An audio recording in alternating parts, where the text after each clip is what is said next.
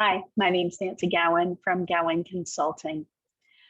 I'm here to present to you our poster presentation on implementing cognitive behavioral strategies to support accommodation of mental illness in the workplace. When an individual is experiencing a mental illness, we do know that they have functional implications related to their cognition as well as behavior. So this presentation will help to present some strategies and tools to help with staying at work and supporting employees through this distress. Let's start off with cognition. Of course, that we know that cognition is that conscious mental activity, the activity of thinking, understanding, learning, and remembering.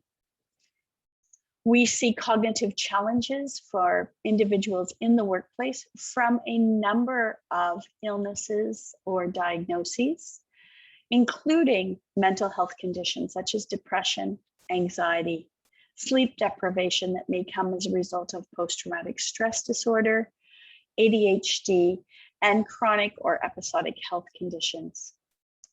We've noted that in the literature, that depression has an increase in the number of individuals that present with depression.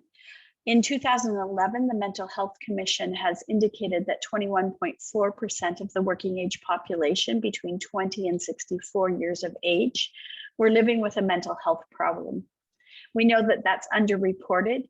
And in fact, during the pandemic, we have had an increase of the reports of depression and anxiety in the working population related to the changes and the crisis that we're undergoing.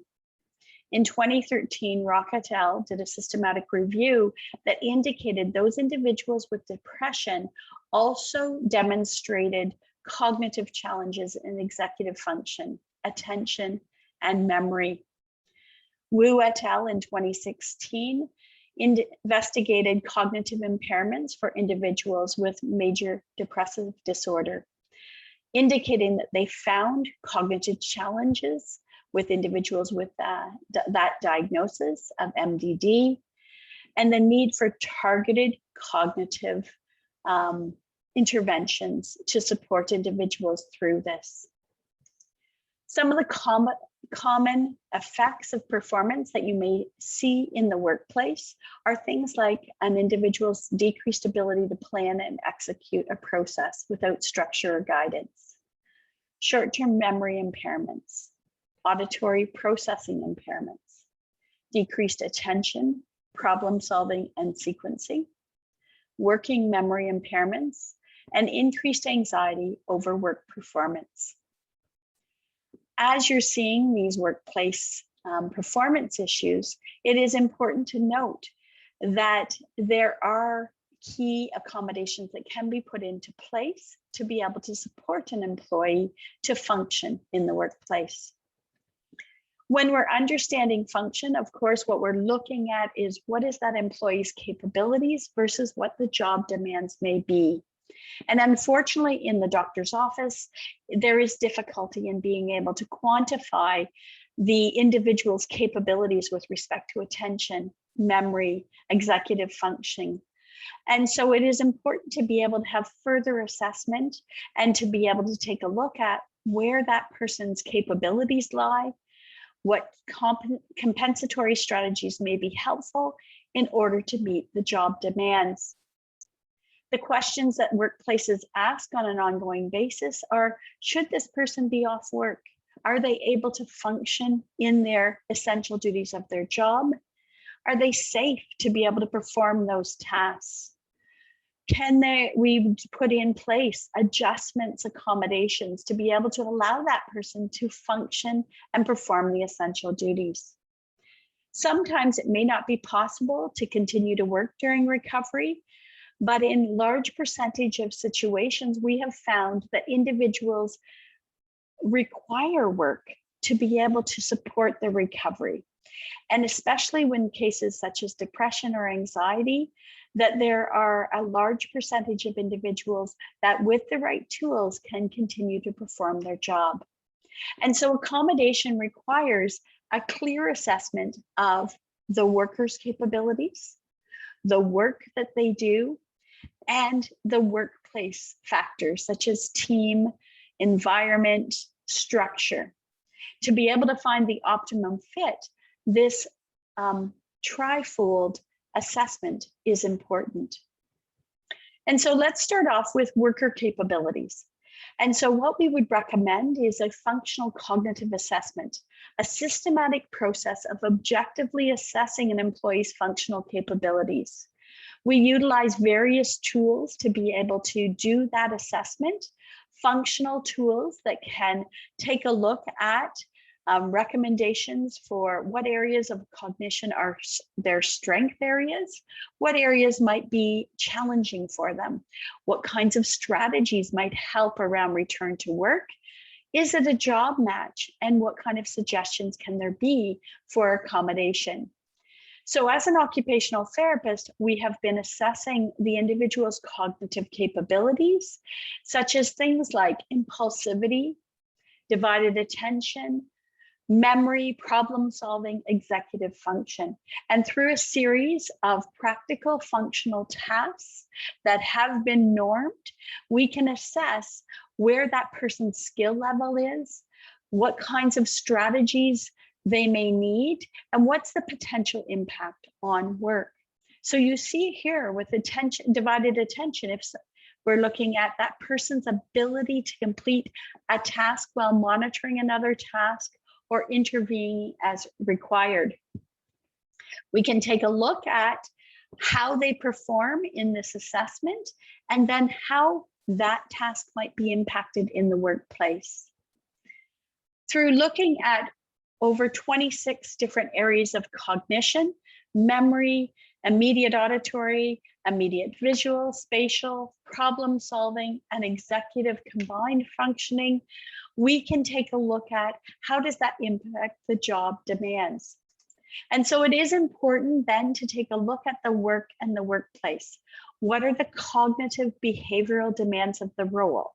What are the requirements with respect to dealing with emotional situations, conflict, being self-regulated, being able to use a divided attention, sustained attention, and to be able to remember and learn tasks. We also want to consider that within context of the work demands and the worker's performance. So how quickly do they have to perform this task? Is it in an environment that is noisy or lots of distractions? Are there safety pressures? Are there exposure to emotional situations, high risk areas, environmental stimuli? Are they able to have some autonomy over how they are able to manage their role? And in considering that worker, work, and workplace, we then go on to create a proper job match. With that proper job match, we're taking a look at what is the job task require, their cognitive demands of the job, what is the workers' performance capabilities in terms of their ability to focus, concentrate, and remember. And then what is the gap and what accommodations may help to be able to fill that gap. So the accommodation process requires that assessment of the person, the job, the workplace, and filling that gap with appropriate accommodation. We also want to consider how do we want to reintegrate someone into the workplace, considering appropriate tools for the workplace, job coaching, having the support of other workers, coaching the manager on how they might provide feedback and provide supports for the employee, and developing a written plan that is able to be implemented by the workplace parties. And of course, we want continual reassessment because as an individual is recovering, their cognitive abilities may adjust and change, and they may require additional supports. And then we want to take a look at what are some of those cognitive strategies and tools that might be appropriate. So for concentration, can we take a look at how notes are provided? how people have written instructions, allowing additional training time, perhaps changing some of the lighting, having noise canceling headsets, implementing some micro breaks, breaking down tasks into smaller segments. If someone is challenged in being able to handle time deadlines, we may create a project management list utilizing their electronic calendar system, their to-do lists, and being able to do some time blocking to allow individuals to be able to have undivided attention for those tasks and have the time that they need to be able to complete the tasks within that time period. We also would work with the supervisor or the manager to be able to check in once in a while, to be able to ensure that those tasks are broken down and are completed on an ongoing basis.